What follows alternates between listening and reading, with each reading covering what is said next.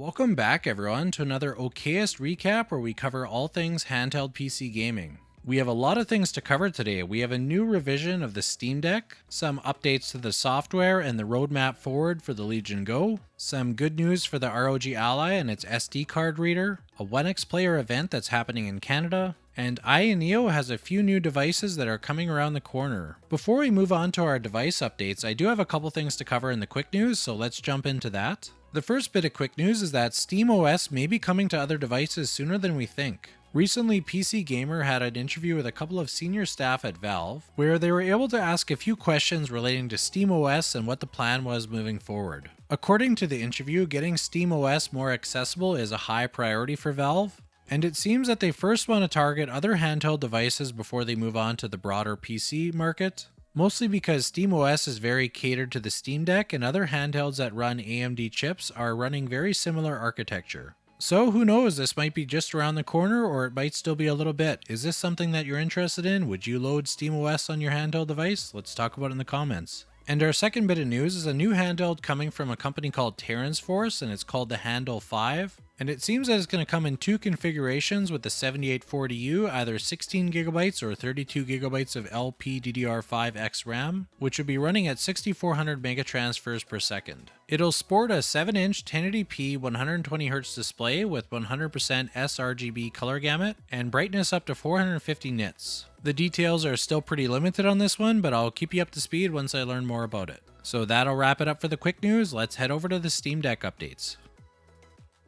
So we have some massive news for the Steam Deck this week. We have a new model that's come out called the Steam Deck OLED. And the best part about this is that the OLED screen isn't the only change, it's actually been improved pretty much across the board.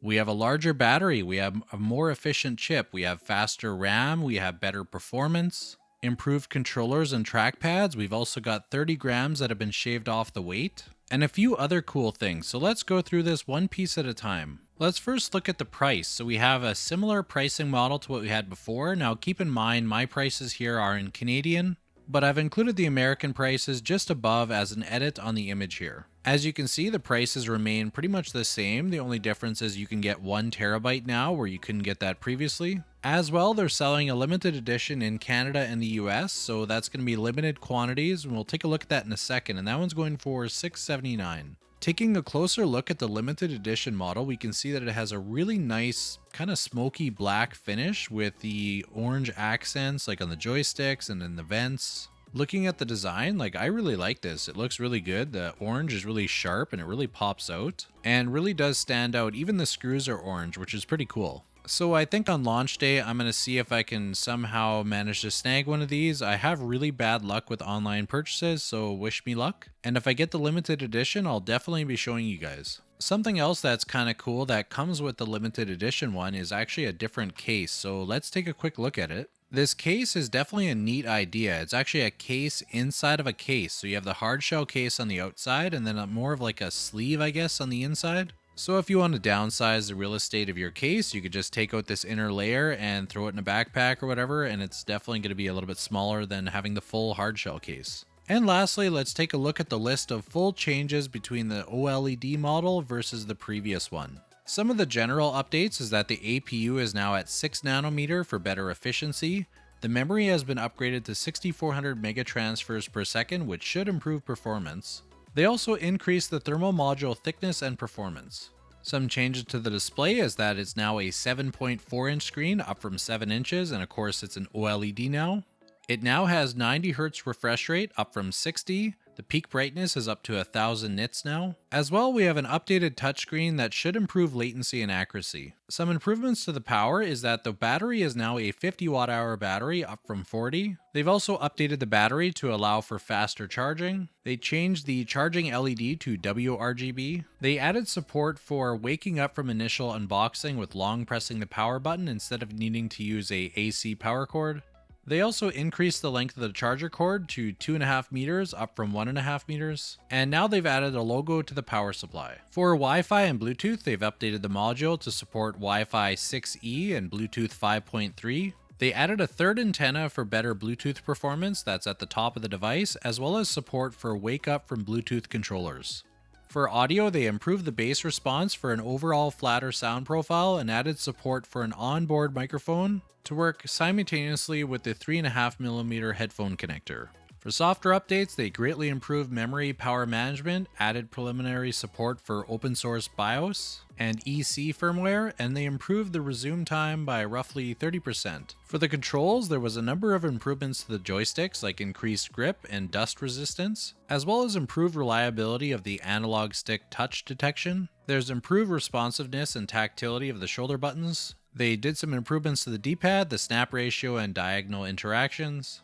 They redesigned the trackpad for improved fidelity and edge detection, as well as greatly improved the trackpad haptics feel and precision. And lastly, some adjustments to the frame is that the weight has been lowered to 640 grams. The rear screws now thread into metal for better durability. They also changed the screws to torque screws so that they're more durable and they don't strip as easy. And they've also lowered the number of different screw types throughout the system to have it more consistent. They've also made the repairs a little bit more simple so there's less steps for common repairs. They improved the bumper switches, the mechanism, as well as moving it to the joystick board for easier repair. As well, they also improved the display repair and replacement to not require taking off the rear cover. So as you can see from everything we went through, that it's more than just an OLED switch out, it's actually quite a few improvements. So this really does feel like a great mid-cycle refresh. So although the performance will be almost the same, just minor improvements, it is definitely nice for those that are just getting into this. They're definitely getting a more refined Steam Deck and I'm happy to see it. So the question is this something that you plan to pick up or is this something you're going to skip? Let's talk about it in the comments and carry the conversation there.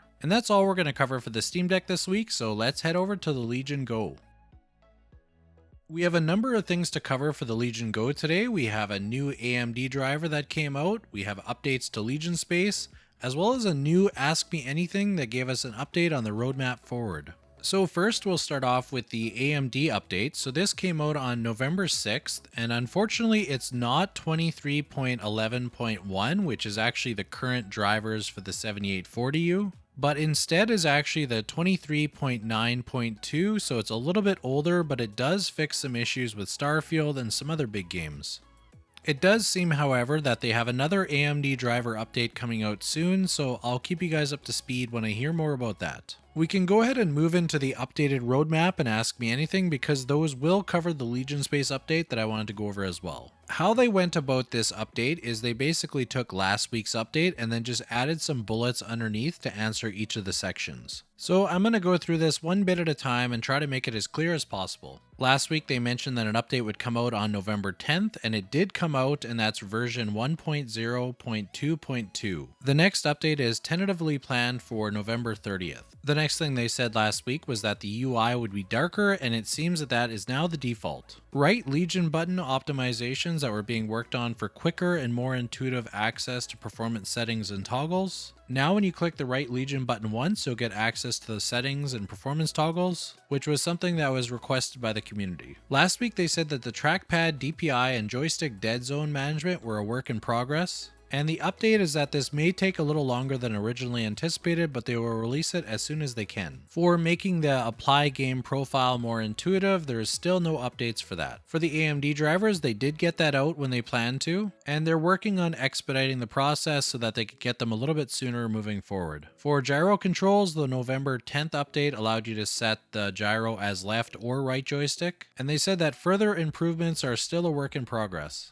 And then after that, they left us with a note that they're working on the next BIOS, which hopefully will be coming up soon. There is a beta BIOS that some have been using, but I don't recommend using it until they have the official BIOS out, just because the beta is likely going to have some bugs. After providing the update, they did answer some questions in the comments, so let's take a look at those now. One user asked about the SD card issue when you put it to sleep, that it disappears. And they replied that they are aware of this issue and it's currently being investigated. When asked about limiting the battery percent to 80% charge, they said that this is something that they're tracking and that they're looking into as well, so hopefully we'll have an update soon. A comment was asking about the 15 watt to 20 watt performance range not being as strong as the Ally, but it seems that the upcoming BIOS has performance improvements marked as part of the changelog, so maybe that'll be something that's improved in there. One user mentioned that external storage such as SSDs are connecting and disconnecting repeatedly, and they did acknowledge that they are aware of the issue and that they're going to be tracking it. Someone asked about being able to map the Xbox button, and they said that this is something that they're actually actively working on right now. And one last part of the update that I actually missed covering a little bit earlier, they gave us a list of things that they're currently working on. So there's additional customization for key mappings, additional VRAM allocations like 6GB and auto, custom fan curve adjustments, the addition of an FPS limiter, fixes for custom TDP and the FPS counter, adding the ability to turn off auto loading of Legion space when the system boots, adding additional languages such as Spanish, French, German, and Japanese, and additional ways through software to help out the speakers to be a little bit louder. And another bit of news for you guys, I did actually receive a review unit from Lenovo, and that included the glasses. So as you guys know, I've already had my personal device for a little bit, so I've been able to work on some of the videos. But now I'm also able to test out the Legion Go glasses, so if you guys have any questions about that, drop it in the comments and I'll try to answer them in my review. So that's all that I've got for the Legion Go this week, so let's take a look at the ROG Ally updates.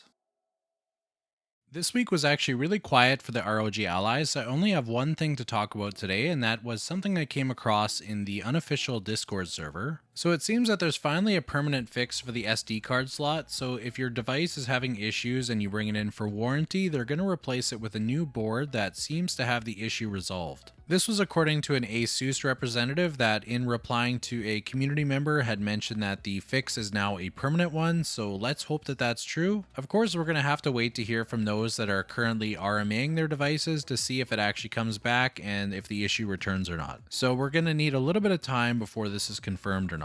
Aside from that, I'm going to be testing some joysticks fairly soon. They're Hall effect, so they're probably still going to have the same challenges that the previous ones had. However, these ones have tighter springs in them, so they do have more resistance than the current Ally sticks, so I'm kind of curious to see how this works. And apparently these are the same sticks that are used in the Legion Go. A community member had tested this by opening up their Legion Go controller and checking, and it appears that it's the same stick, so let's see how this works. And that's going to do it for my ROG Ally update, so let's head over to AOKZOE. I don't have any AOKZOE updates this week, so we're going to jump straight over to OneXPlayer. This week for OneXPlayer, I don't really have anything to cover. The only thing is that event that's coming up in Vancouver, Canada on November 18th. If you're interested in attending that, check out the link in the video description, and that's pretty much it for OneXPlayer, so let's move over to AYANEO. We have a few things to cover for AYANEO this week. There was an event called AYANEO Remake where we got some updates on the AYANEO Slide, the AYANEO Flip, as well as a few other devices that were just announced that we'll go over in a second. First, I'll show you some updated screenshots of the Slide so you can get a better idea of what it looks like. I mean, we've talked about this before, so it's not going to be anything surprising, but you could just take a look at these pictures and enjoy them. The device itself looks pretty cool. Hopefully we'll get reviews and more information soon. Something else that we got confirmed at the event was that there is in fact going to be a dual screen AYANEO Flip. It seems that there's going to be a keyboard and a dual screen variant, so you can choose which one, but it looks like the screen is going to have some AYASPACE features. When you look at the screenshots, you can see that there's elements of AYASPACE, and it seems like they're also going to have a performance overlay or some other features. So I'll be interested to see exactly what they have planned for it, but so far it looks like it's mostly going to be extra information. We also learned about 4 other devices that are going to be retro themed. One of them is a power bank. There's one that's a retro handheld that's like a vertical style, kind of like a Mio Mini, as well as 2 retro style mini PCs. So the first one I'll show you is the power bank.